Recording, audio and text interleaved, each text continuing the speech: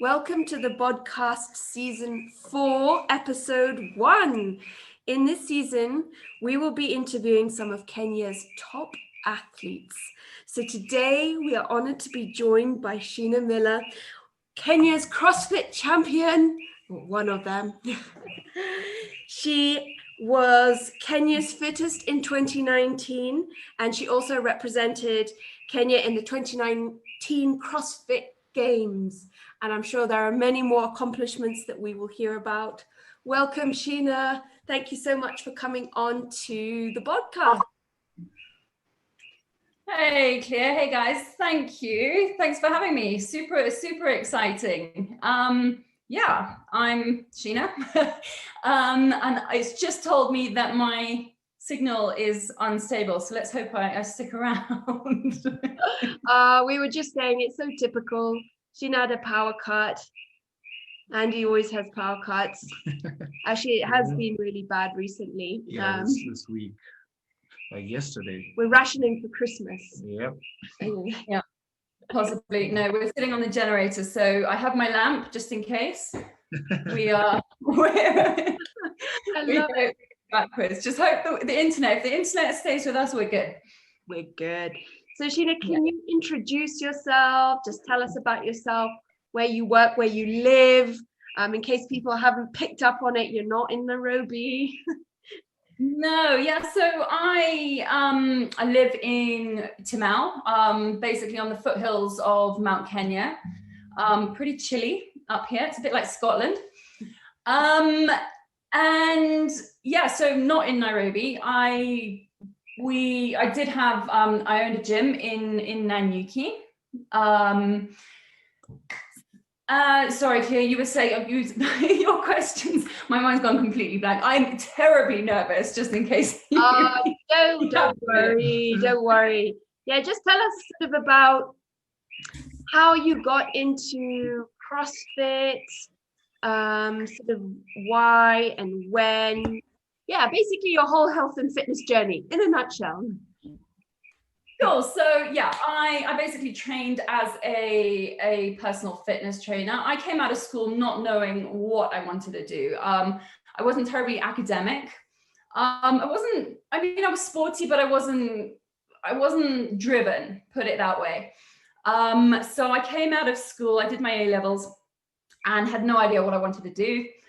Took a gap year and found a couple of fitness magazines.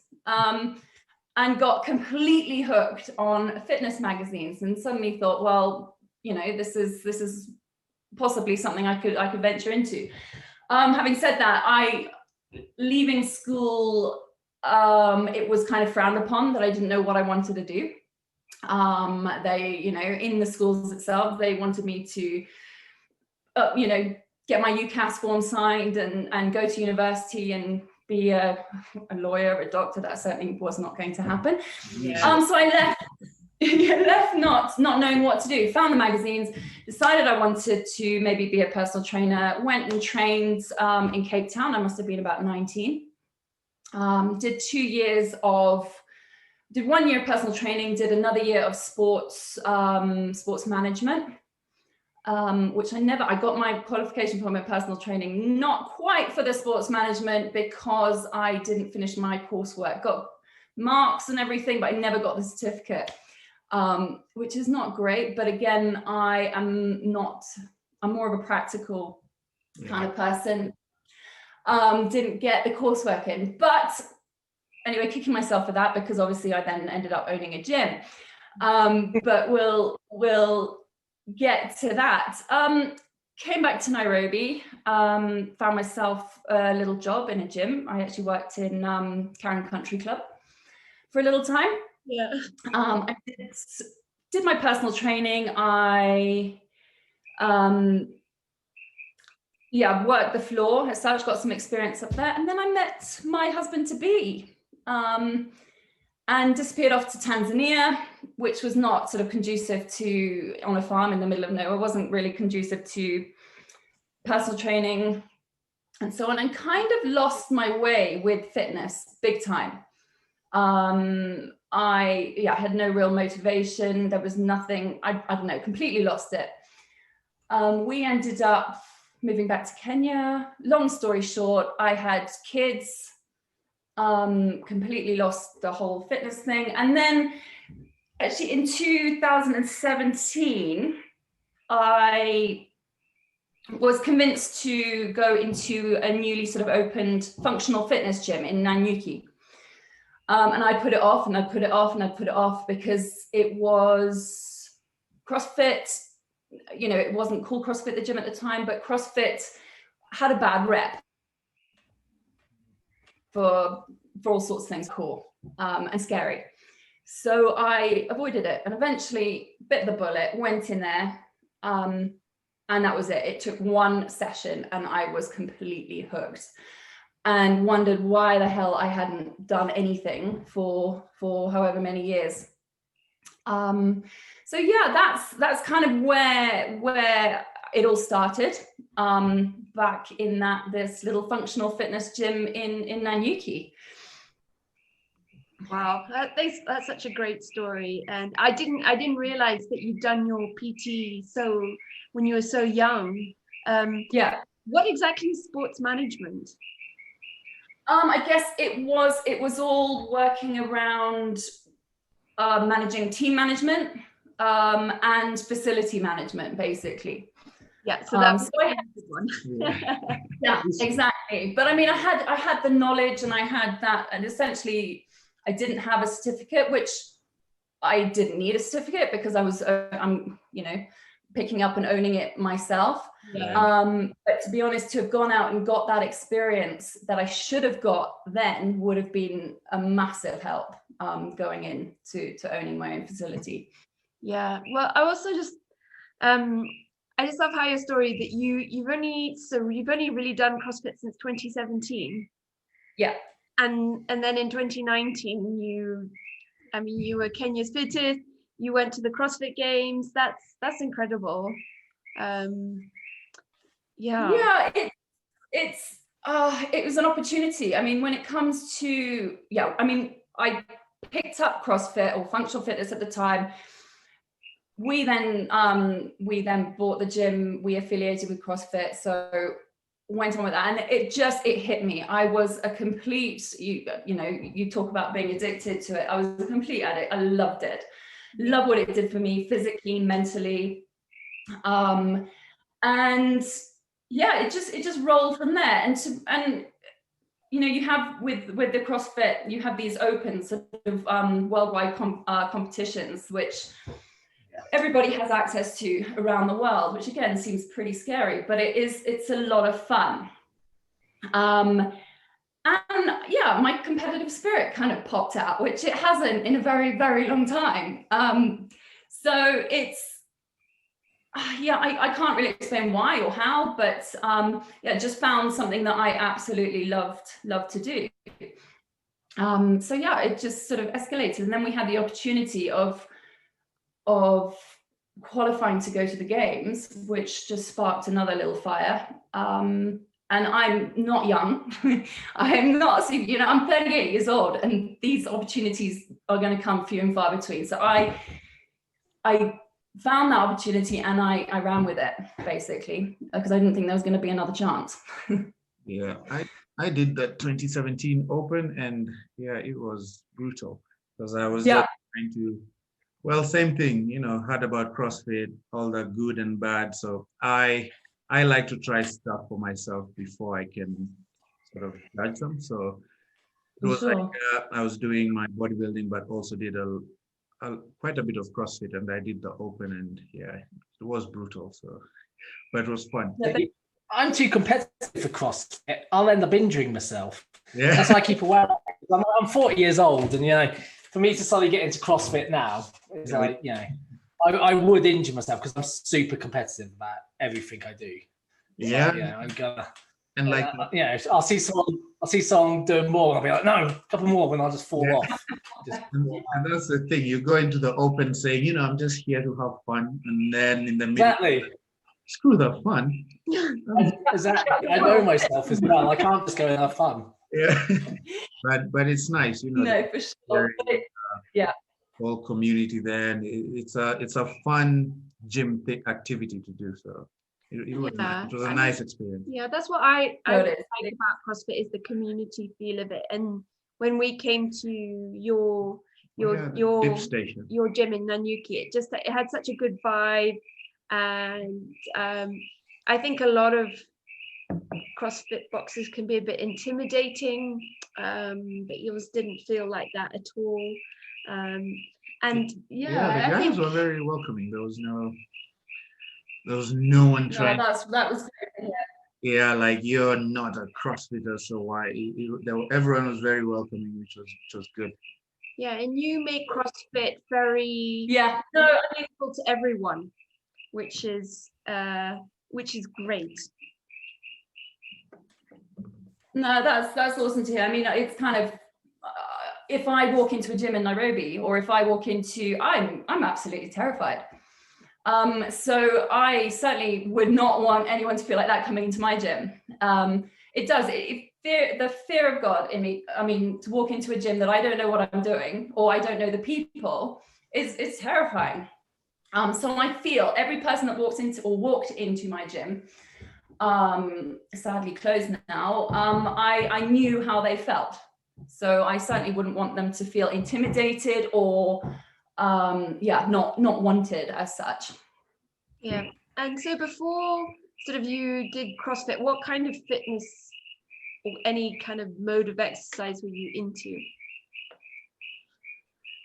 Oh, I mean, it was, I'd say bodybuilding stuff. I would pick up those fitness magazines, which was full of bodybuilding. Yeah. As little cardio as possible, because who's a fan of cardio? But that's kind of where I found that the passion in CrossFit is you could get it's the lifting of the weights and getting that cardio done at the same time. Yeah, no, I think like I have done some kind of CrossFit, but nothing. I've never been to a class or anything, and I love so many aspects of it. And I think a lot of people have misconceptions about CrossFit. Or like you said before you got into it, they're like, well, this just looks really scary, or but you can totally scale it down, and really anyone can do it. It's not all the complicated lifts and everything. No, absolutely. I mean, there is two kinds of, you can look at CrossFit in many ways. You've got the competitive CrossFit, which is, if you look at any sport can be dangerous, or any sport is going to put a lot of pressure on your body. So if you're working at a competitive level, you are at risk of injuries. However, if you're doing it for fitness and for health and for fun, yes, there is always, no matter what you do in life, there's obviously going to be a risk of injury. But whether I did a workout in Nairobi the other day with my 66-year-old mum. I'm lifting 15 kilo dumbbells. She's doing her 5 kilo dumbbells, but we're doing the same thing, just slightly varied. So yeah, it has a bad rap. It is scary, but you can scale it infinitely. It's awesome in that way. It really is. Yeah, I think the problem with every sort of sport or discipline, guys look at the top pros and assume that's how it is for everyone. You look at how the top bodybuilders train, CrossFit guys, and you're like, that's too much. I don't want to be like that. I just want, a little bit. So everyone, I think the problem guys do is compare with, the guys who are doing it competitively or think that that's what they're going to be like. Yeah. So. Yeah, absolutely. I mean, I think you've said it in a couple of your Instagram posts recently is, people aspire to look like something, but they don't actually realize the work and the dedication it takes to get there. And that's an elite athlete.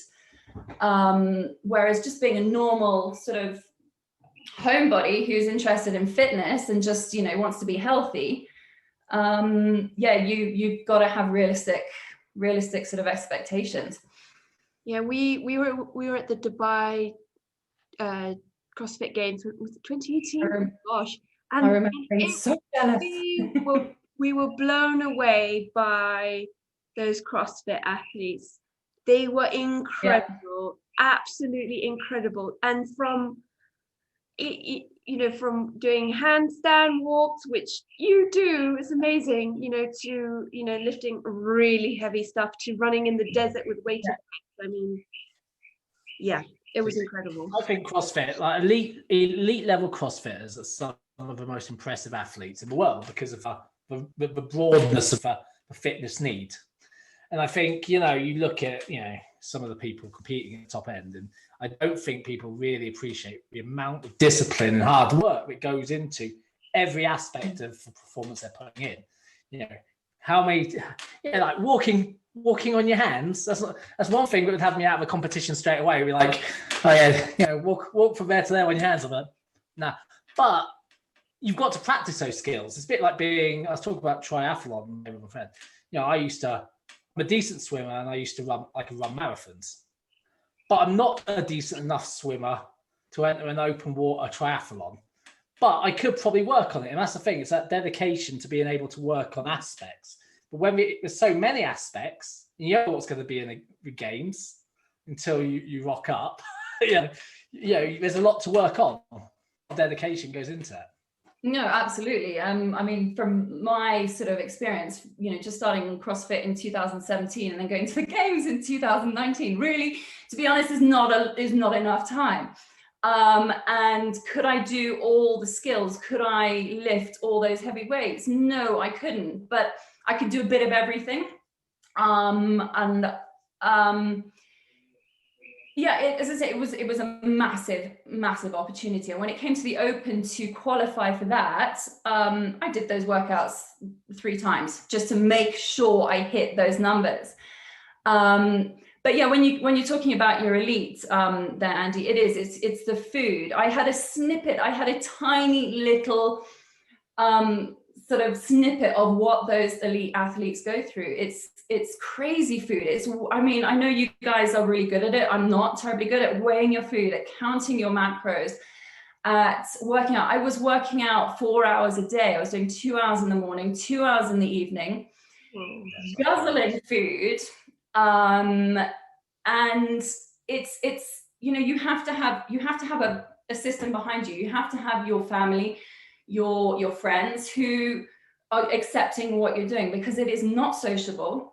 It's very self-involved. You have to be selfish. I mean, you have a goal, you're going for it, and you have to have a backing system. Yeah, there's just no balance when you're striving to be, good at anything. I remember playing a good level of rugby and pro Muay Thai. I would do one thing, and then people wouldn't be able to find me because I'll be off practicing something or off doing it in the gym. But when you are trying to get somewhere, that's the mindset you got to have, and there is no balance. And I suppose that's a hard thing when, especially you started when you already had kids and a family. How did you manage to sort of juggle the parenting with, because one thing I say about lockdown is having my home gym here has been brilliant, because I used to hate driving to the gym, being away from home, not seeing, not being with Kaya, and she's at school all day or whatever. But now it's just like, I'm just walking across to the gym. You can find me if you need me. Yeah, no, for sure. I mean, there's 2 ways of looking at it. I'm lucky enough that my kids were at boarding school over that period. So I had the time to train. Obviously, I was in. So lucky enough, but also not lucky, because they have to go to boarding school because of where we live. But I also, regardless of that, I was in the gym every day because I was running the gym. So I took my classes. I then took my time to work out. But I've lost my train of thought. Kids. So as I say, they were at school. I had the time. My husband was super supportive. And my family, they all thought, okay, this is a one-time thing. Let it go for it. all for it. And then when I'd come back from the games and I was shooting now for the next open, everyone was like, oh, all right, she's doing this again. So yeah, the kids were super supportive and great. And I built a little shack up at the top here, which had a few bits and pieces that I could walk up to. But yeah, other than that, I was lucky enough to have my own gym to train in. I think I've said it to the ECs too before. Going to Pembroke, when I started Pembroke, I'm used to being like the fittest parent. But I can't say that at Pembroke because Sheena's daughter Harley's in the same class as Kaya, so I have to suck it up. And we get lots of stories about Kaya's dad with all his muscles and his tattoos. What would she say? Comparences is what Harley would say. Comparences. You could probably take strongest there, Ed. I don't know. He's strong. We'll see. There's a lot of parents have some good strength. Dad's strength and mum's strength is insane. But yeah, some real strong parents there. No, for sure. Well, I think that's I think you're both such great inspirations. You can have kids and still, Andy competes in bodybuilding, you're competing in the CrossFit Games, and I think all your children are also just seeing what you do, and I've seen on your Instagram, Sheena, how they join you, which is so cute. And I think that's such a great role model. And I know Andy's always trying to teach Kaya about nutrition and fitness, and she doesn't always agree. She doesn't always like it. I try. Yeah, no, they do not. The whole nutrition thing sort of falls by the wayside, that is for sure. But they do love the weightlifting and they love it. Although I don't push it on them. I don't know, I just let them sort of take their own path. If they want to get involved, they get involved. But yeah, it's these little people are watching out there. They watch everything you do. That's true. Yeah, for sure. And well, I mean, just listening to you saying that you were training 4 hours a day, that's incredible. I mean, you must have had to eat a lot for that to fuel all of that training. It was a hell of a lot. I had to learn to love carbs from coming from a background where I absolutely hated them, was terrified of them, to be honest, to a place where you couldn't survive without them, and copious amounts of carbs to keep you going. Yeah, I mean, 4 hours, it was 4 hours on the long days. It went from, anything from sort of 3 to 4 hours split into two parts of the day. And yeah, I use an app because I'm hopeless with counting macros. I don't, to be honest, something I don't completely understand and I don't know how to work it out. So I used an app which basically told me when to eat, how much to eat, and what to eat, which was great. Yeah, no, well, I mean, it's like finding whatever works for you and counting your macros. For sure. How was your eating structured? How often did you eat? Like, because you train for big periods. Oh gosh, it's trying to remember. It does feel like a lifetime ago. I would have I'd have a little protein shake when I woke up with my workout. I would then have breakfast, which we now have lots of eggs, which I don't eat that many anymore, but it would probably be about up to 8 eggs with maybe 1 yolk.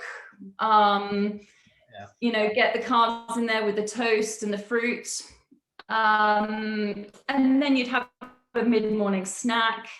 That would probably be a banana, protein powder, and a bit of peanut butter in there. Lunch,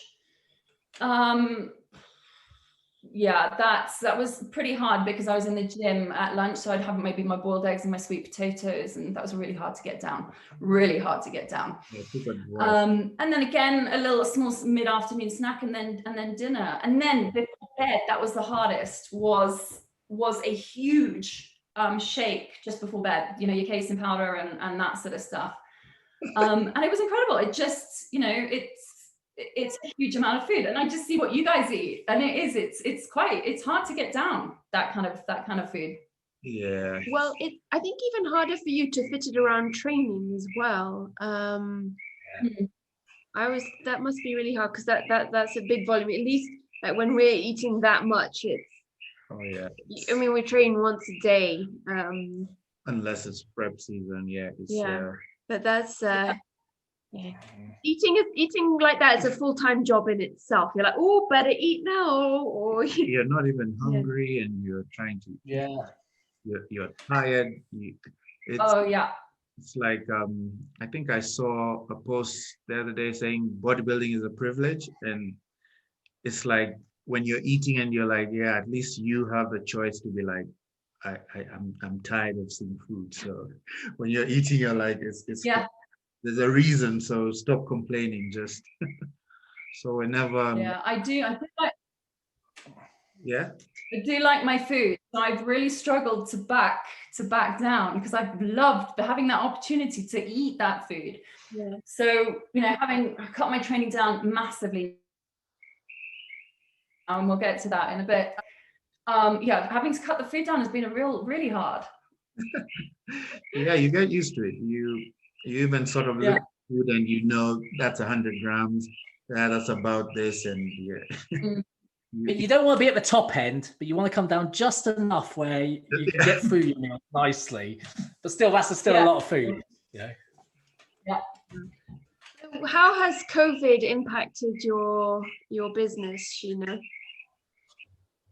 Well, I mean, the business, the gym itself, we're now fully shut. It was a really sad decision. It was a gym that was born out of complete sort of love for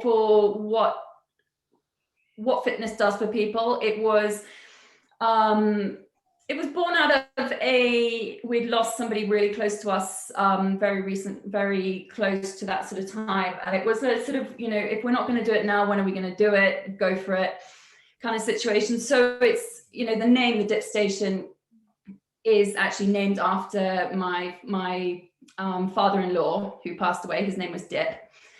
So that's where the name comes. I know lots of people say, well, why is it called the Dip Station?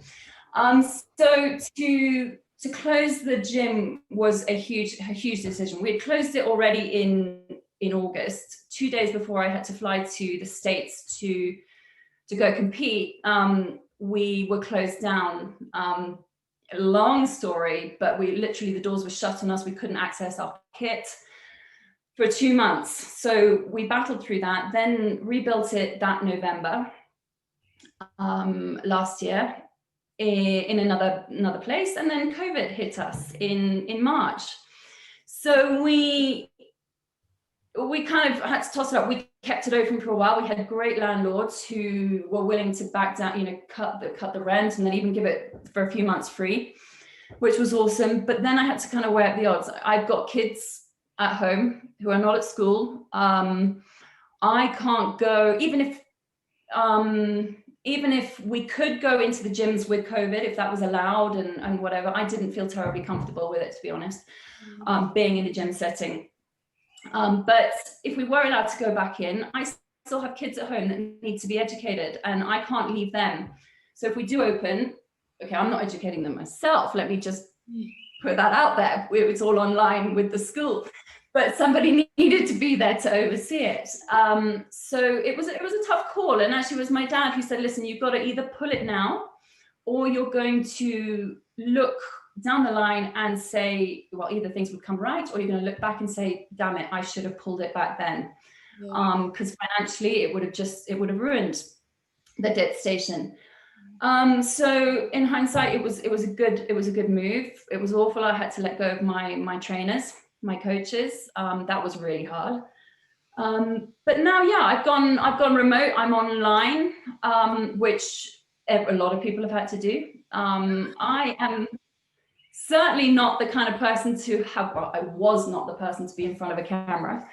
I've got very used to it now. I think we've just had to all, pull up our big girl pants or big boy pants and get on with it. Yep. All remote. Sad story, but onward and upward. Yeah, and I mean, we've always said we're just lucky enough that in this industry, in the fitness industry, that we we can do it online. Like you can do your classes online, and whereas some businesses just don't transfer into that kind of world. So there are always silver linings. Yeah, and you guys were well ahead of the sort of game there. You guys were already on your sort of online journey as such. I think so it was a good push for us. Yeah. It was a big push. A big push, like, yeah. The deep end, like now or never. Choice. Yeah, so it was good because we immediately got the mentor who's Andy's coach. So yeah, we just had to learn to swim like quick. Yeah, like you say, you've got to get used to being on the camera, you know, because you're filming everything, or people are watching you, and you just got to get comfortable with it. Yeah, doing check-ins online, like you're so much on the screen, you have to get used to it. Yeah, it now feels strange to be on just a voice call. I know, yeah. I'm not comfortable with that. I want to see your face. Yeah. So what did you do with all your equipment, or have you still got it? I've kept myself I've got a nice little gym myself, me and my husband. And I'm actually slowly selling it off. I have sold quite a lot of it off, just bit by bit, to clients who will be online with me, and to people who are just home gymmers, which I think is going to stick around for a while. Yeah. I think we've all become home gymmers. I love it. Every one of us. Yeah, I love it. I know it. Yeah. We should do home gym tours with each other. Yeah. Yeah. Because we were just talking with Andy the other day, and it's like, I don't think I ever see myself going to like a gym unless, a friend invites me, for a session. But even that is maybe when I'm in the UK, but not here. I love not having to leave the farm. Here, not seeing anyone. Suits me down to the ground. To the person you are. If you're a recluse and you like you don't like too many people around you, it's the perfect setting. If you're kind of an outgoing, you need people around you to make it work for you, then no. But you're self-motivated. I always thought I was that person. I always thought I was like this outgoing person until COVID came. I was like, I love this. This is brilliant. Actually, I'm just a recluse. Yeah, but I think for some people, the gym is like a very social place. So home gyms would not work for them. They need that, you talk to someone in between sets and just socialize. But and as you say, these CrossFit gyms are incredible for that. You make new friends, you meet people that you would never have normally met. You don't go to the gym, you don't whack your earphones in. You're there, you're present, and when you can, you high five. Not at the moment, but you are one big community. No matter what fitness level, what size, what anything, you're all in it together. It's awesome. Yeah, the way I like having my headphones in, like don't like come. Me. I hate talking to people when I'm training. Yeah. Shut up. Just there with some crazy heavy metal or something. So. So Sheena, for sure. That's like. Sorry, carry on, Sheena. No, I was just going to say how. I was going to say that was so awesome in the gym is the loud pumping music. We would always have crazy loud pumping music. Yeah. I don't remember your music. I don't think we had it loud that day. Well, because you were there when we did that. So we did that open. Yeah. So you had to concentrate. Oh yeah, you actually did an open workout. Yeah. Oh. Yeah, you guys were there. I do. I love so many elements of CrossFit, and I love all the conditioning work. I just don't think Well, you've shown that you can do it. I'm always like, I'm too old to learn. How to do all this. No. You see, no, you're not too old. Not too old. I still have a chance to do handstand walks. Absolutely. When did I learn? I learned when I was 37. 37, I learned to walk on my hands. Yeah. practice, a lot of practice, a lot of falling over, but just practice. Yeah, I A wouldn't. lot of falling over. Yeah. Well, When you do it, you have a break. I don't Too like. heavy. I don't like the weight above my head, so I right there, I've failed. Like don't say that. I Don't say that. enjoyed. We'll have online lessons with No, I Sheena. enjoyed training snatches when I used to go for the CrossFit, but the moment the weight gets here, I just get scared. So. No joke. It is no joke when it goes above your head. That's for sure. And have you ever had a serious injury? No, not from CrossFit. I was demoing, I think, in the gym, and I just standard story with a snatch, bringing the bar. I can't remember if it was up or down actually, and not my forehead, and I had a good old egg on the front of my head. But no, nothing to write about. I've got an old niggling knee, but that is not from CrossFit. I mean, funny story. Before I started that, my CrossFit journey, I was told I had early onset. So I kind of used that as an excuse not to do anything. And I was told not to do anything high impact. Sorry, Sheena. You have what? Oh, sorry. I was told that I had early onset osteoarthritis in my hip. Yeah.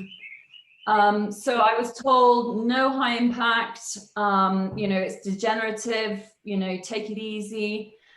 So I did what I was told, and I used it as an excuse not to do anything. I mentally went downhill. Physically, I looked fit. I was thin, and not fit, unhealthy. And then, went in there, just decided, I'm going to try this. I avoided the running, avoided everything. And eventually I guess I strengthened everything around it. I strengthened my body, and went for it. And to be honest, the hip has never bothered me. I have got a meniscus sort of that bugs me in my knee, but I am so grateful I found what I did at that time, because I would be severely unhealthy right now. That's a funny thing, because I had it. I was told never to play rugby again when I was like 20, because I smashed my knee to smithereens. But I didn't listen. The day they told me that, I went straight to rugby training. But the thing is, I've got arthritis in my knees now, and I need a knee replacement. But actually, what I find is when I don't train and I have a prolonged rest, a week off or whatever, my knees feel worse. When I'm active and my quads are working well and the hammies are working well, my knees feel a lot better. Yep. No, I think it's just so sad how that's what sort of doctors tell you, like just rest. Don't do anything high impact. And like you say, even your mental health is of course affected by by someone telling you that, and you not being able to exercise. And I think you have broken a lot of boundaries there, which is very inspiring. It did take a while, and as I say, use it as an, and I think it's an easy excuse. When I get clients come to me now and say, listen, I've hurt my elbow, or I've got a niggly knee, but I still want to train, what can I do? It's like you've gone over that hill. You've gone over that hill where you're not going to use your injury as an excuse. You're going to preserve your injury. We're going to work on that or let it rest, but you still want to do something, which I think is literally going over that hill, realizing that what you're doing is so damn good for you. Yeah, that's so true. And there's always ways to train around it. Always. Absolutely. And so you do quite a bit of work with the Rangers. Can you tell us a bit more about that? Yeah, when the gym was open, I sent my coaches out to train the rangers. These are wildlife rangers on our conservancies out here. We're working in Barana Conservancy, Lewa, and Old Jogi. So twice a week on each of those conservancies, we'd send out coaches to go and give them an hour's training. So that's the kind of work we do. And we did it through a company who's actually owned and run by a great friend of mine. It's called Four Rangers. But they, obviously when COVID hit, we had to stop because they didn't want us coming onto the conservancies and so on. So sadly, that all came to a grinding halt, which is incredibly sad because they loved it. They loved it. It made what they do a hell of a lot easier. It gave them purpose. Those guys do their job because they love it. They're not there because they have to be. They are passionate about the wildlife, protecting the wildlife. So yeah, that came to a grinding halt, sadly. And then they came up with this challenge, Wildlife Ranger Challenge, which I got involved in, and I sort of programmed, I think it was four workouts for sort of the general population to do in preparation for this big run, which everyone was going to do virtually, to raise awareness for these guys, because obviously they have all their livelihoods have been shattered, like a lot of people. But obviously we need. Have you still got you there? Yeah. There you are. We need them. We need our wildlife. So it was creating awareness and trying to raise some money to get them their basic needs for their families. So yeah, that's the last bit I've done with them. But they continue to do amazing work. And sadly, we're not in there every day or every week anymore. But as I say, they're just awesome to come across some guys who are there because they genuinely love what they're doing, not because they have to be. It was a really, really cool thing to be involved in. Yeah, that's such a great initiative.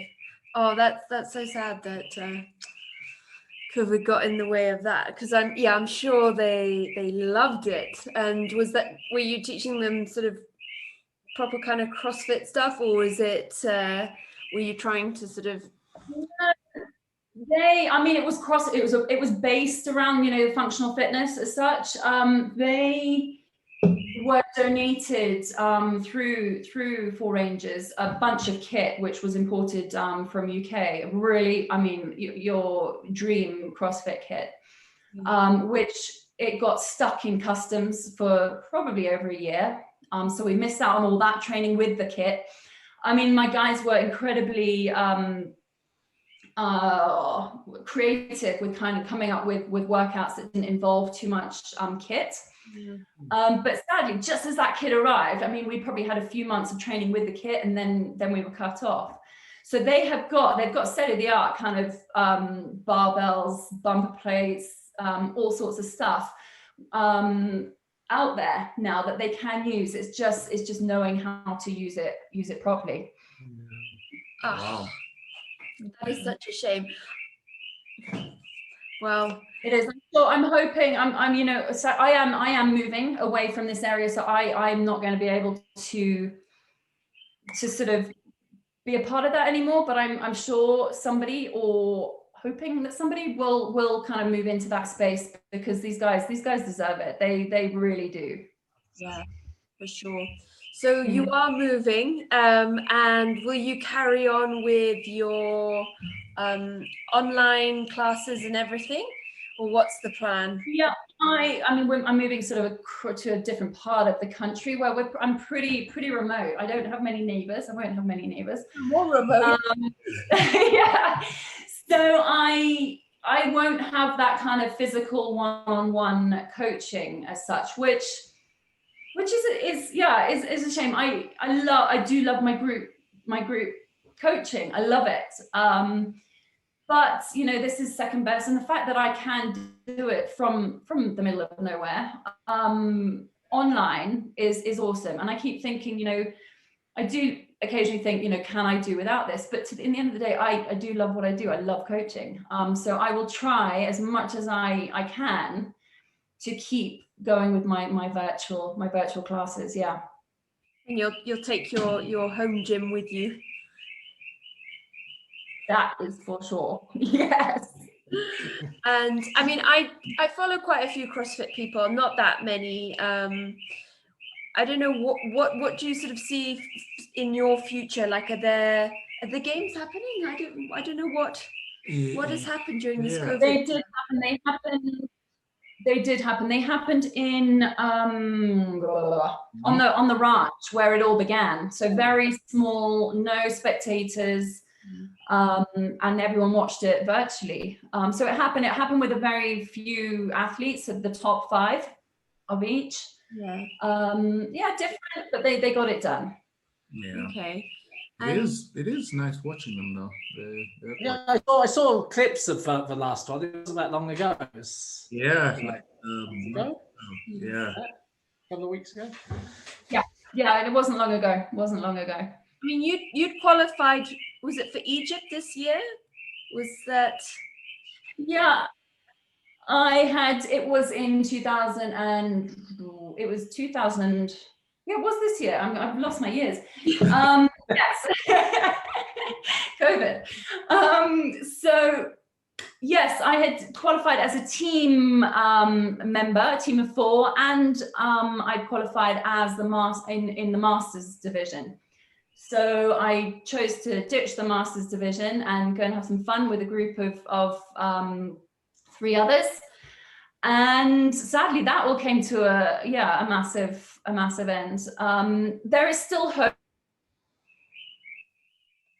to really get a rocket up my bum if I were to perform in any kind of competitive manner at the moment. But there is still hope. And I you know what, for the other guys in my team and for anyone just to experience going to that kind of competition or anything like that would be fantastic. Yeah.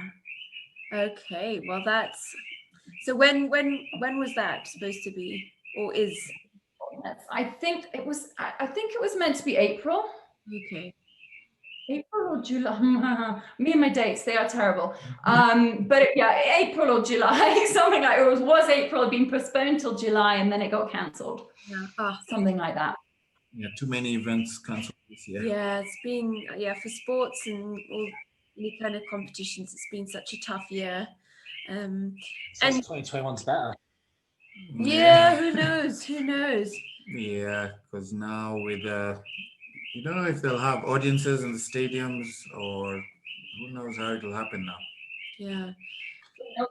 But that's the beauty of it. That's what was really interesting in the games is you had a couple of athletes who really thrive off audience, of people, and that sort of thing. And then you've got a couple of athletes who actually don't mind either and have trained themselves in both aspects of in absolute silence or so it was really interesting to watch that. Yeah, I hadn't thought about that. I think I'd be quite happy with that, a crowd, I think. I don't know. Either. I was watching the rugby the other day and I was thinking how weird it was. Because when I used to like playing with people watching. Yeah. I would play without people watching like we did at training and stuff, but it was always quite nice. I always played better with a big crowd. Yeah. I agree. You've got to have someone cheering you on. Yeah, that must have been quite an experience when you did go to the CrossFit Games. Sheena, what was that like? It was absolutely terrifying. It was amazing. It was awe-inspiring. I mean, it was incredible. But terrifying. You are slightly out of your depth. But to be around those people and to see what they're all capable of, and as you say, you were there, you went to watch the Dubai one. It's incredible. Yeah, we were just like the women's bodies were incredible. Just like, wow. Yeah, guys are strong. It was nice to watch. Very inspiring, to be honest. It was so inspiring. Like watching what's his name, Matt Fraser in action. Yeah. He's like a cyborg, so he's a machine. Yeah, absolutely. He's insane. He's amazing. Yeah, not human. Absolutely not human. And then the women are like super strong, and it just gives you a different outlook. Because a lot of women are like, no, I don't want to lift heavy. I don't want to do this because I look like that. And we could have a whole other podcast on that, I reckon. Then you're like, oh, I wish all the women saying this could just watch. Yeah, but the CrossFit are like women's physiques in CrossFit they're just so They just, Yeah, I think they look great. They step on stage and do a. Without even No, stepping- serious, but they just could. look so good. Yeah. Like, they just If you look com- so If you strong. compare with the men, Yeah. they The men don't necessarily look like I don't know. I find the women more impressive physique wise, not performance wise. Yeah, no, absolutely. I think, and I think with CrossFitters, you certainly have to have a bit of meat, as you would say, on you, because otherwise you can't perform. You can't be super lean. And that's, I think, what makes them so much more attractive is they're not super lean. They've got some yummer on them. Yeah. No, that's what really sort of, exactly as you say. And again, for CrossFit, what's good is that you have to eat to perform. Like, food is fuel. And is, I mean, so different to bodybuilding where you're trying to get lean and generally. You've got to have some serious willpower with that bodybuilding and your. Well, it's about looking good in your pants in front of random blokes in the dark. When it comes down to it, it's I think this is really weird, but it's fun. I was going to say, with CrossFit, with something like the CrossFit Games, does CrossFit help or get you there and look after you, or are you just like on your own? You got to get yourself there. When you get there, they're like, it's fine. Yeah. No, they don't. You qualify. You do have to. You then have to pay to. I think. And then that's it. You are on your own. You have to find your way there, and that's what qualifying is. Which, people came out of the woodwork in this country. People I knew, people I had time, and donated and essentially got me and got the first Kenyan, national to the CrossFit Games, which was incredible. It was awesome. But no, CrossFit does not help there at all. And I imagine, I know how these things are hard. And in Kenya, it's not like you can rely on the country to support you. Government to say, we got an athlete qualifying for CrossFit. Let's just help her out and get some, get the country sponsoring her. That doesn't happen. So you fall down onto individuals because there's not even that many companies in a position to help you out. There's only, a very small group of companies that will be willing to sponsor athletes. Yeah. So it's just like, for sure. And then again, CrossFit, last year, this year it's a little bit more well known. In 2019, what is CrossFit? A lot of the people who are, I was essentially asking for money from to help donate didn't know what CrossFit was, had no idea what the CrossFit Games was about. If you're talking about the Olympics or going to the Olympics, it's much easier for people to understand and know where their money's. So it was incredible. It was incredible to everyone. It's amazing. I just think it's a barrier for potentially. There's, and we say this with bodybuilders, a bubble of raw talent. There's any quality athletes or potential quality athletes in Kenya, but there's not that support within the country to try and move elite sport forward, even at an Olympic level. I think, even the Olympic athletes struggle to get to the Olympic Games. Yeah, no, it's tragic. It really is. It's hardcore. There is a hell of a lot of talent here. Yeah. And, no help. Well, at least, CrossFit seems to be growing here. It just started out as CrossFit Kwetu, and then there was you, and now we've got First Power. So it is, so many people that we talk to are really into CrossFit, and which is great. And what I like about CrossFit and boxes is that everyone is very qualified. You can't just decide that you're going to teach a CrossFit class without. I guess you have to go to South Africa to get certified. Yeah, you need to go and get certified. And I went to South Africa. You can go to Dubai, the States. which I think is great, because anyone here can apparently be a personal trainer, but you don't see that in CrossFit. So I think the level of coaching, teaching, and everything is very high, which is fantastic. Yeah, no, I mean, for sure. The one, CrossFit, it doesn't take long to get a CrossFit cert. You go and so on. So it does help if you've got a background in fitness, if you have done your PT or you've done something else. And you can't expect to kind of go get your certification and walk into a gym and get a job. You need to get that certification, intern, learn, get experience. You are not qualified when you walk out of that room and you've done your exam, you've got your pass, you are not go and train. Basically, you need that experience. Yeah, and I think that should be the same, even as a PT, you need to have that experience. And I know and it's also expensive to get your CrossFit qualification, and then also to be a licensed box. Is that how you would? Yeah, an affiliate. Yeah. It's a huge commitment, but then, like you said, once you're a box, and you can compete with people all over the world, which I always thought was very cool. Yeah, I think I've lost you there. Yeah, you can. I mean, you don't necessarily have to be an affiliate to compete. But yeah, to be able to call yourself CrossFit as a gym, you have to affiliate and you have to pay that fee. Yeah. Good. Well, I think we're pushing our boundaries of internet connection here. Maybe this was a popular time for all the gamers to start coming online. They're awake now. They're awake. But Sheena, this has been so interesting, and I've always found you very motivational and inspirational, and loved. All right, back to you guys. You guys are amazing at what you put out there into the universe, all of you. Thanks, Sheena, and we will put all your contact details in the show notes. So if anyone is interested in doing classes with Sheena, you can check her out.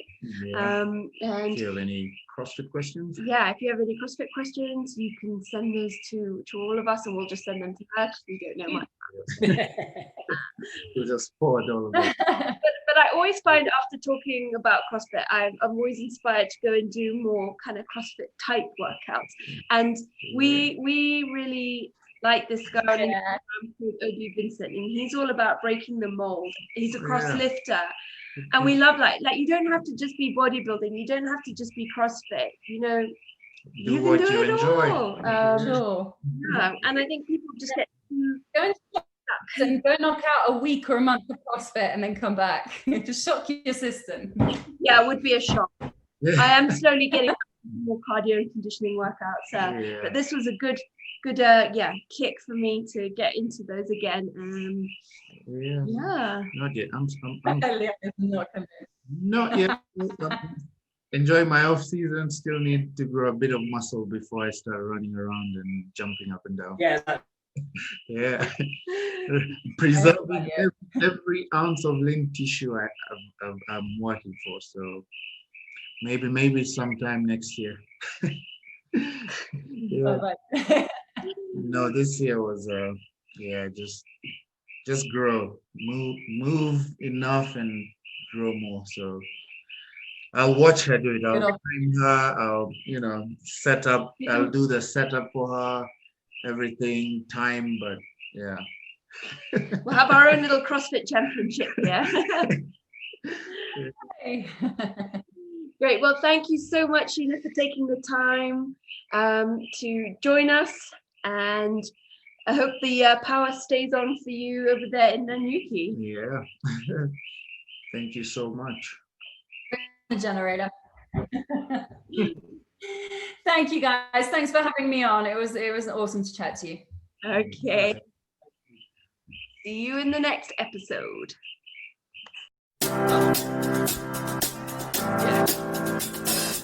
Yeah.